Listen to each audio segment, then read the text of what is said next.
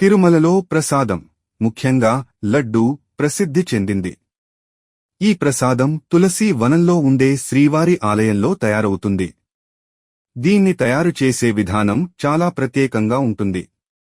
తిరుమల లడ్డూ ప్రసాదం తయారీ విధానంలో ముఖ్యమైన పదార్థాలు: శనగపిండి, నీళ్లు, పంచదార, నెయ్యి, ఎండు ద్రాక్ష, జీడిపప్పు, కిస్మిస్, కర్బూజ గింజలు, యాలకులు. మొదటగా శనగపిండిని నీళ్లలో కలిపి మెత్తగా ముద్దను తయారుచేసి బూందీ పిండి తయారు చేసుకుంటారు. నెయ్యి ఉంచి బూందిని దానిలో వేపుతారు. పంచదారను నీటిలో కరిగించి పాకం తయారు చేస్తారు. ఈ పాకంలో వేయించిన బూందిని కలుపుతారు. మిగతా పదార్థాలు ఎండు ద్రాక్ష, జీడిపప్పు, కిస్మిస్, కర్బూజ గింజలు, యాలకులు కలిపి మిశ్రమం చేయడం జరుగుతుంది. చివరగా ఈ మిశ్రమాన్ని బంతుల్లా చేయడం జరుగుతుంది. ఈ ప్రసాదం తయారీకి ప్రత్యేకమైన ఆచారాలు, పూజలు ఉండటం వల్ల దీనికి విశిష్టత కలిగి ఉంటుంది. ప్రతిరోజు పెద్ద మొత్తంలో ప్రసాదం తయారు చేస్తారు మరియు పూజారులు మంత్రోచ్చారణలతో దీన్ని ఆపాదిస్తారు. తిరుమలలో ప్రసాదం తీసుకోవడం ఒక పవిత్రమైన అనుభవం.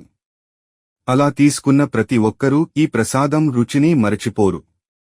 తిరుమల లడ్డు అనేది తిరుమల వెంకటేశ్వర ఆలయంలో ప్రసాదంగా ఇచ్చే ప్రసిద్ధమైన తీయని పదార్థం. తిరుమల లడ్డు ప్రసాదం స్వయంగా శ్రీ వెంకటేశ్వర స్వామివారికిచ్చే ప్రసాదంగా భావించబడుతుంది. దీని పవిత్రత, పుణ్యతత ఎన్నో భక్తులను ఆకర్షిస్తుంది. లడ్డు రుచి అత్యంత సువాసనతో కూడి ఉంటుంది. దానిలో ఉపయోగించే పదార్థాలు, తయారీ పద్ధతులు లడ్డు యొక్క ప్రత్యేక రుచిని ఇస్తాయి. తిరుమల లడ్డూ ప్రసాదం 1715 సంవత్సరంలో మొదలైంది.